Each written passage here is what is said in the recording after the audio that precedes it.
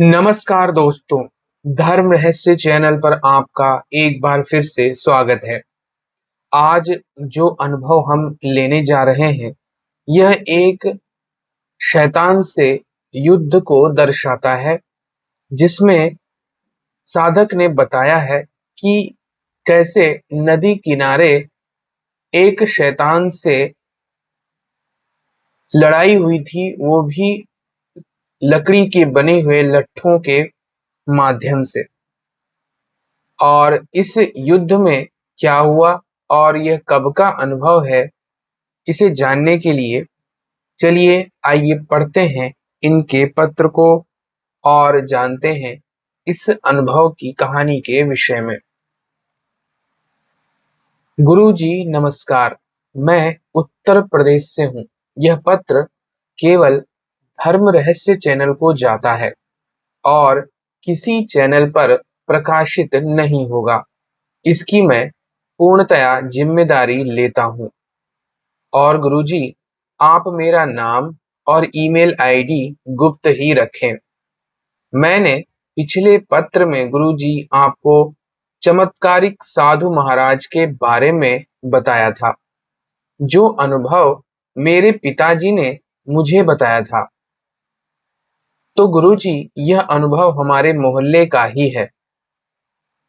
यह अनुभव की कहानी भी मेरे पिताजी ने ही मुझे बताई है। मेरे पिताजी मुझे बताते हैं कि हमारे मोहल्ले में एक बुजुर्ग थे। उन्होंने यह सच्ची घटना मेरे पिताजी को बताई थी, जो कि मेरे पिताजी ने मुझे बताई है। अब मैं आपको इस पत्र के माध्यम से बताने जा रहा हूँ। यह घटना तकरीबन 60 से 70 वर्ष पुरानी है, जो नदी के किनारे घटित हुई थी।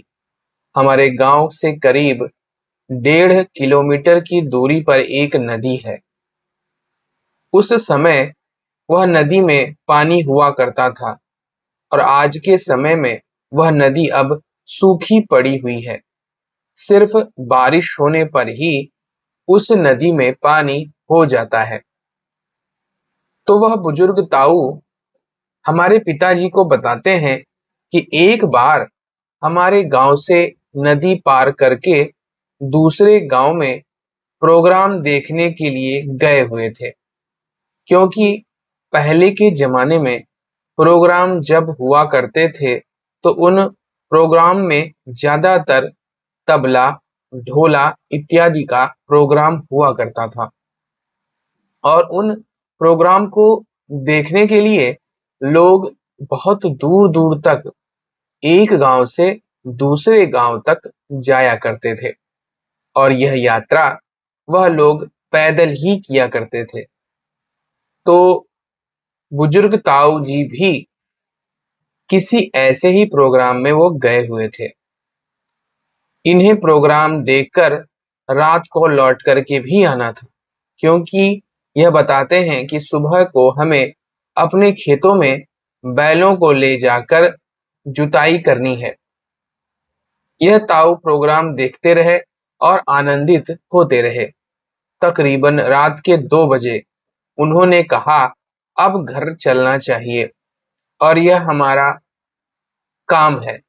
यह अपने कंधे पर लाठी यानी लाठी को रख कर वहां से चल दिए, और यह वहां से चुपचाप चले आ रहे थे, क्योंकि पुराने जमाने में जब लोग कहीं आया और जाया करते थे तो लाठी का इस्तेमाल ज्यादा किया करते थे। जब यह वापस लौटकर आमने आ गया, वह भी इनके जैसा ही, मतलब मनुष्य के जैसा ही दिखने में था।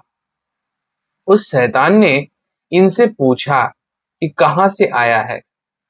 तब इन्होंने कहा, मैं प्रोग्राम देखकर आया हूँ और अपने घर जा रहा हूँ। तब उस शैतान ने कहा कि तू अब घर नहीं जाएगा, और इतना कहते ही उसने इन पर लाठी मारना शुरू कर दिया।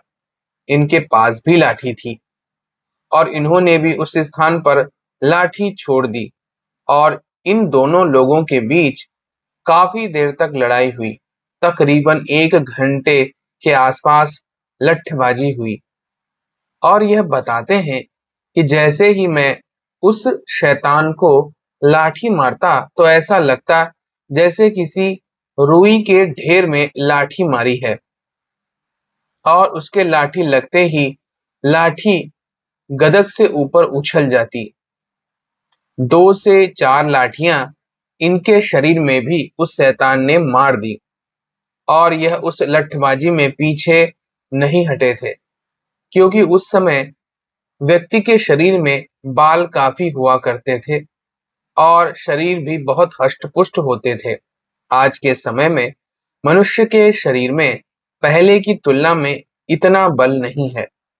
यह उस शैतान से लगातार लड़ते रहे और फिर उस शैतान ने कहा, खैर अब तू जा, और इन से लगभग हार ही वह चुका था। वह सीधे वहां से फिर अपने घर आ गए। उन्होंने यह घटना गांव वालों को भी बताई थी, हमारे पापा को भी बताई थी और हमारे पापा ने यह घटना अब हमें बताई है।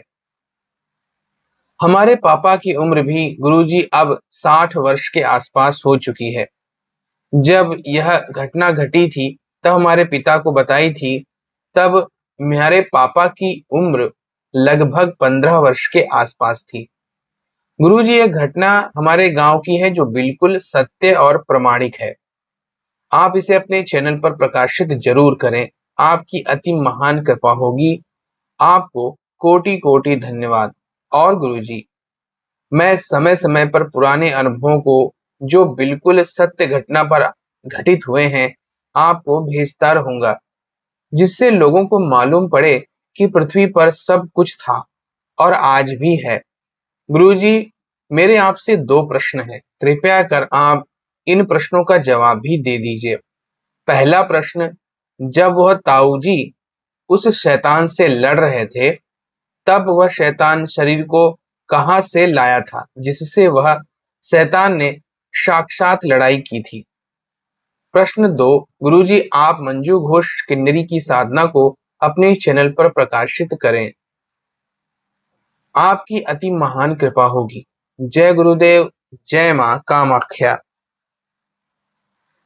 तो देखिए, यहाँ पर इन्होंने इस अनुभव के विषय में बताया है जो कि गांव के एक व्यक्ति के साथ घटित हुआ है।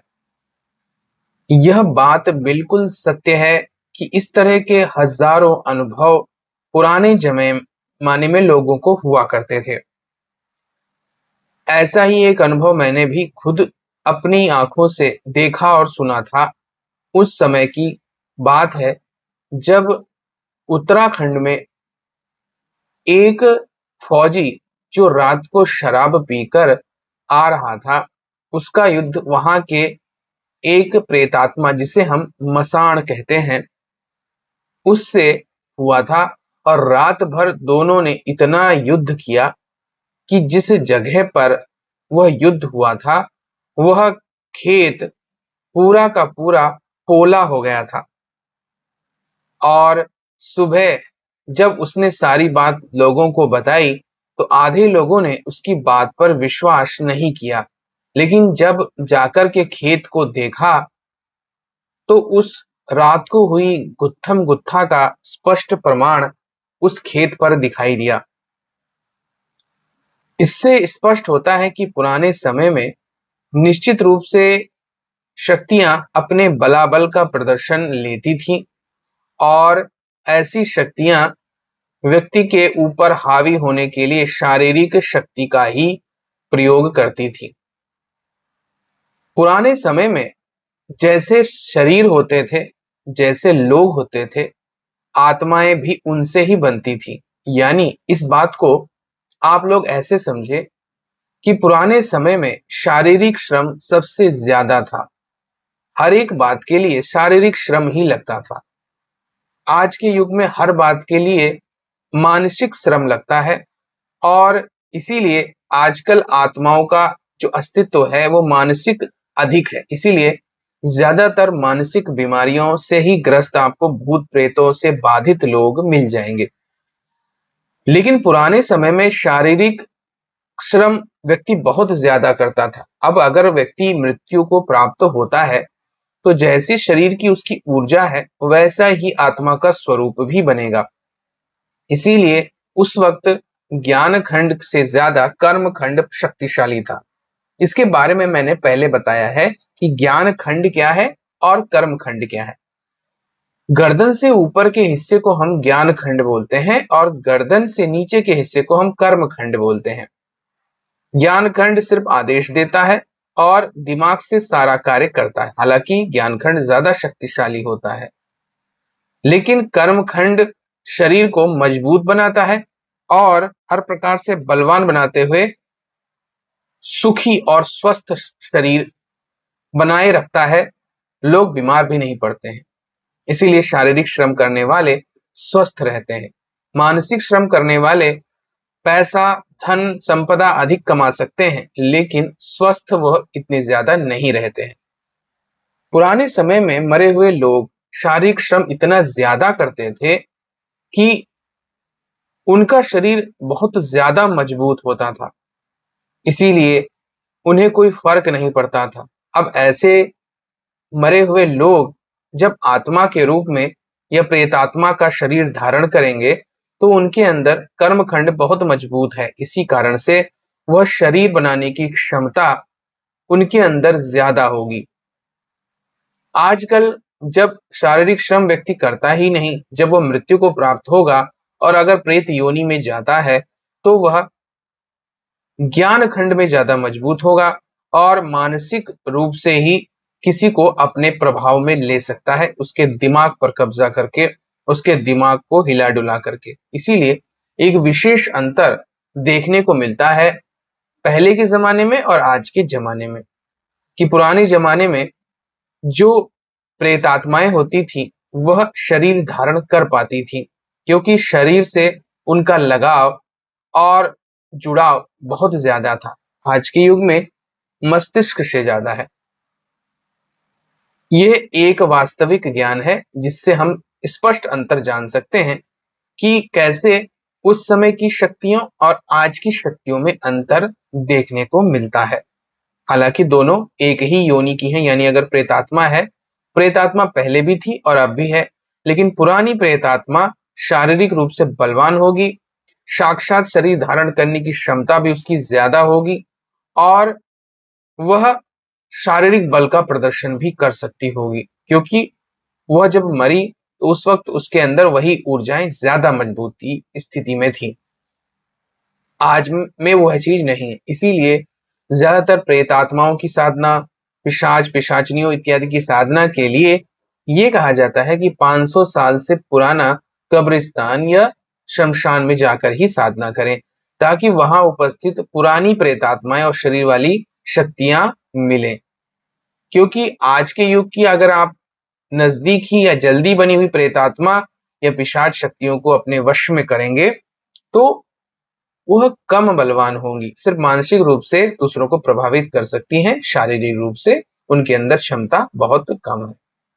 इसके अलावा आपने मंजू घोष किन्नरी साधना के विषय में कहा है, भविष्य में इसके बारे में भी अवश्य ही विचार किया जाए। तो यह था आज का अनुभव। अगर आपको आज का वीडियो पसंद आया है तो लाइक करें, शेयर करें, सब्सक्राइब करें। आपका दिन मंगलमय हो। धन्यवाद।